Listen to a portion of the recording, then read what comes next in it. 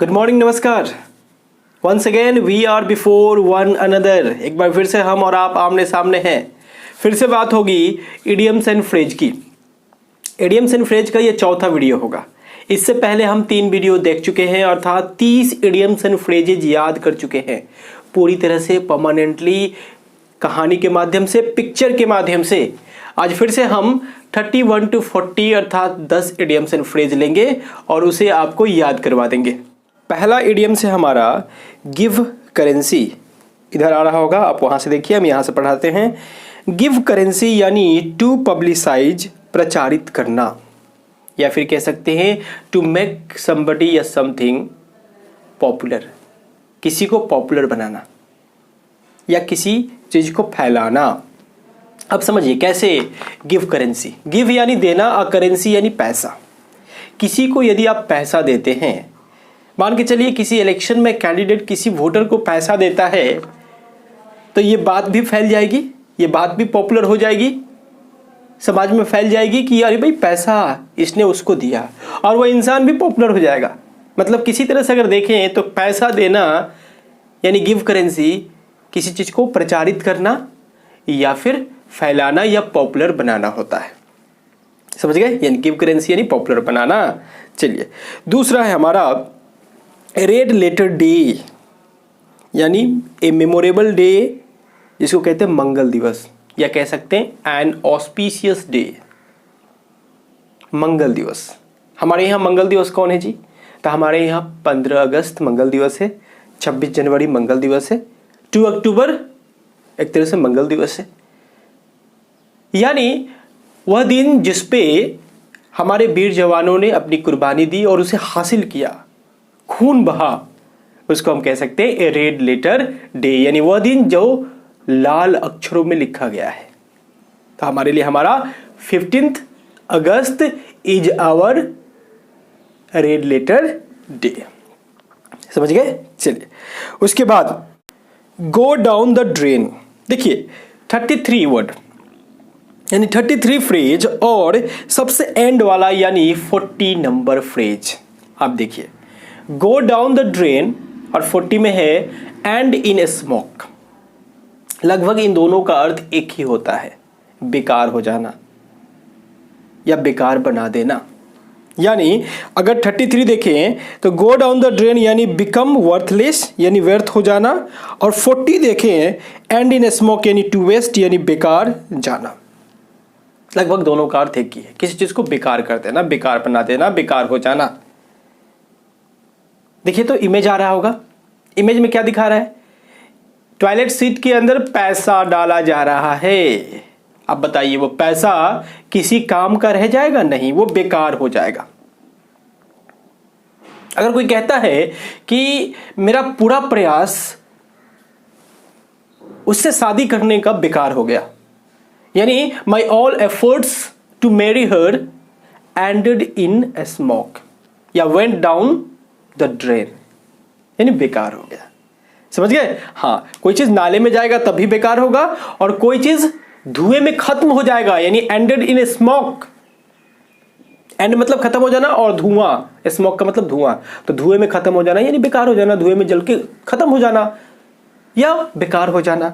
और go down यानी जाना, कहाँ जी? ड्रेन यानी नाले में जाना। नाले में भी कोई चीज जाएगा तो बेकार हो जाएगा। यानी दोनों का 33 और 40 दोनों का मतलब है बेकार हो जाना। समझ गए? चलिए, उसके बाद play ducks and drakes. Play ducks and drakes, देखिए इमेज आ रहा होगा, कैसे लड़कियां शॉपिंग की है, पूरा झोला भर भर के। पैसा किसका है जी? पिताजी का है या फिर उनके बॉयफ्रेंड का है? चलिए कोई बात नहीं है, किसी का हो। लड़के भी ऐसा करते हैं, लड़के भी किसी का पैसा उड़ाते हैं, लड़कियां भी किसी का पैसा उड़ाती हैं। यानी प्ले डक्स एंड ड्रग्स का मतलब है पैसे उड़ाना, यानी टू वेस्ट मनी यानी पैसे उड़ाना, पैसा बर्बाद करना। कैसे? डक्स मतलब होता है बतख और ड्रग्स का मतलब होता है नर बतख। अब ये बतख और नर बतख के साथ प्ले करना यानी खेलना। आमतौर पे गांव जवार में क्या मिलता है? पोल्ट्री फार्म में मुर्गियां मिलती है, बतख नहीं मिलता है। बतख कहीं कहीं दिखेगा आपको, मतलब वो कम मिलने वाला चीज़ है, रेयर है। और जो चीज़ रेयर होता है, कम मिलता है, उस पर अगर आप पैसा खर्च कर रहे हैं या उसको अपना शौक बना रहे हैं, उसके साथ खेल रहे हैं, मतलब आप पैसा खर्च कर रहे हैं, क्योंकि उसे पाने के लिए पैसा ज़्यादा लगाना पड़ेगा। पैसा खर्च कर रहे हैं, पैसा बर्बाद कर रहे हैं, पैसा उड़ा रहे हैं। समझ गए? हाँ, यानी प्ले डक्स एंड ड्रैग्स, यानी पैसा बर्बाद करना, पैसा खर्च करना। समझ गए ना? चलिए, उसके बाद है लेटर ऑफ द लॉ, यानी exact words of the law, यानी कानूनी तौर पे। लेटर्स यानी अक्षर, ऑफ द लॉ यानी लॉ का अक्षर, कानून का अक्षर, उसके हिसाब से, यानी जो चीज बातें संविधान में लिखी गई है उसके हिसाब से, यानी कानूनी तौर पे। यानी किसका लेटर है, किसका शब्द है, तो कानून का है, उसके हिसाब से हम चल रहे हैं, यानी कानूनी तौर पे चल रहे हैं। यानी लेटर ऑफ द लॉ यानी कानूनी तौर पे, कानून के हिसाब से। चलिए, अगला है turn a deaf year. Turn a deaf year, देखिए तो इमेज में, इमेज शायद मेरा ही है क्या? इसमें एक हाथ से आंखें बंद है और एक हाथ से कान बंद है। मतलब दो इडियम्स यहां हम आपको याद करवा देंगे एक साथ में। देखिए 36 और 37, टर्न ए डीफ ईयर और turn a blind I. Turn का मतलब घुमाना और डीफ ईयर का मतलब बहरा कान। अब ब्लाइंड आई कहने का मतलब अंधा आंख। यानी अब आंख अंधा है तो पता चल जाएगा, लेकिन कान बहरा है तो पता नहीं चलेगा ना, इसलिए मैंने उसे दोनों को ढक के बताया है इमेज में। यानी कहने का मतलब क्या है, अगर किसी की तरफ आप बहरा वाला कान टर्न करते हैं, मतलब उनकी बातों का आप अनसुना करते हैं, क्योंकि बहरे कान से आप सुन पाएंगे? नहीं सुन पाएंगे। उसको आप इग्नोर करते हैं, उनकी बातों को, उस पर ध्यान नहीं देते हैं आप। समझ रहे हैं? और उसी तरह से किसी की तरफ अगर अंधा वाला आंख आप रखते हैं या करते हैं, यानी उन पे आप ध्यान नहीं दे रहे हैं, उनको आप इग्नोर कर रहे हैं। वही चीज है यहाँ पे। यानी टर्न ए डीफ ईयर यानी to refuse to listen and consider, कानों में तेल डाल के बैठ जाना। मतलब टू रिफ्यूज, समझिएगा, टू लिसन यानी सुनने से इनकार करना या फिर उस पर ध्यान देने से इनकार करना। तो ये ध्यान देना या सुनना किसके माध्यम से होगा? कान के माध्यम से। और क्या कर रहा है वो? बहरा वाला कान घुमा दे रहा है। मतलब टर्न ए डीफ ईयर यानी कानों में तेल डाल के सुन जाना या फिर किसी के बातों पे ध्यान नहीं देना। और उसी का नीचे वाला टर्न ए ब्लाइंड आई यानी अनदेखी करना, इग्नोर करना। समझ रहे हैं? या टू प्रिटेंड नॉट टू सी यानी इस तरह का दिखावा करना कि आप नहीं देख रहे हैं। अब मित्र आ रहा है और टर्न ए ब्लाइंड आई कर दिए, मतलब वो आके चला गया या फिर वो देख रहा है आपको, लेकिन आप ऐसा कर रहे हैं कि उसे पता भी चल गया कि भाई ये तो लग रहा है कि नहीं देखना चाह रहा है हमको, इससे मिलना बेकार है। तो ये हुआ टर्न ए ब्लाइंड आई। समझ गए दोनों का मतलब? हाँ। चलिए, अगला है 38, ए वाइट एलिफेंट यानी a very costly and useless position, यानी बहुत ही कीमती लेकिन बेकार संपत्ति, यानी मूल्यवान और बेकार वस्तु। अब समझिएगा, व्हाइट एलिफेंट पिक्चर में आप देखिए, बहुत लोग घेरे हुए हैं।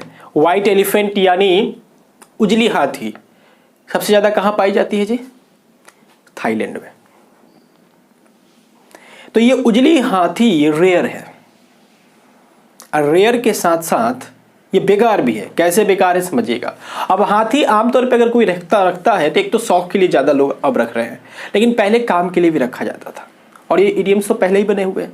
तो अब हाथी आप रखे और उससे, यानी हाथी रखना बड़ी बात नहीं है, उसका खर्चा मेंटेन करना बड़ी बात है। लोग कहते हैं ना, हाथी पालना बड़ी बात नहीं है, उसको खिलाना बड़ी बात है। मतलब व्हाइट, उसमें भी व्हाइट हाथी जिसको धोने का अलग से खर्चा लगेगा, वो काम उससे आप कोई नहीं ले सकते, क्योंकि काम लेंगे अगर उससे कोई भारी भरकम उससे काम लेंगे, यानी उसके पैर में सिक्कर बांध के किसी से खिंचवाएंगे, यानी कोई चीज खींचने का काम करेगी, कोई चीज निकालने का काम करेगी, तो उस पर ज्यादा से ज्यादा जोखम आएगा, दाग लगेगा। और वो व्हाइट है तो वो नजर जल्दी आएगा। मतलब कीमती है, वाइट है तो कीमती है, और बेकार भी है क्योंकि वो किसी काम का नहीं है। उसको बचाने में ही आपको ज़्यादा पैसा खर्च करना पड़ेगा, उसको सेफ रखने में ज़्यादा पैसा खर्च करना पड़ेगा, यानी कुछ ऐसा समझ सकते हैं। ये तो हाथी से आप समझ गए। लेकिन दूसरा अगर कहते हैं कि आज मैंने कुछ दिन पहले एक पल्सर गाड़ी लिया, अब आज हाल ये है कि पेट्रोल में आग लगी है, अब वो मेरी पल्सर ए वाइट एलिफेंट हो गया है। कैसे? अब उसे बेच नहीं सकते क्योंकि उसे कीमत ज़्यादा नहीं मिलेगा, क्योंकि लोग गाड़ी खरीदना भी चाह नहीं रहे हैं। उसमें अगर आप बेचेंगे तो बहुत ज़्यादा घाटा का सौदा हो जाएगा। और दूसरा, उसे चला नहीं सकते क्योंकि पेट्रोल महंगा हो गया है। तो ये इसी तरह के वस्तु को हम कहते हैं वाइट एलिफेंट। है समझ में? हाँ, मूल्यवान है परंतु बेकार है, तो ए वाइट एलिफेंट। अंतिम है हमारा, क्योंकि 40 तो हम देख चुके हैं, अंतिम है 39। मेक बोथ एंड्स मीट, यानी live within one's income, अपनी आमदनी के अनुसार जीना। यानी मेक बोथ एंड्स मीट, यानी दोनों अंत को मिला देना। मेक बोथ एंड्स, एंड्स मतलब अंत, मीट मतलब मिला देना। दोनों अंत कहने का मतलब आमदनी जितना खर्चा भी उतना। ये नहीं कि आमदनी चरन्नी खर्चा रुपया, नहीं, जितना आमदनी उतना ही खर्च, उसे कहते हैं मेक बोथ एंड्स मीट, यानी अपने आमदनी के हिसाब से जीना, अपने औकात के हिसाब से जीना। समझ गए? हाँ, तो हो गया। चलिए अब क्वेश्चन देख लेते हैं। आज में हम क्वेश्चन देखेंगे कुछ अलग, मतलब इससे पहले देख रहे थे कि इडियम्स था, उसके 4 ऑप्शन थे, अब वो इडियम सेंटेंस में होगा।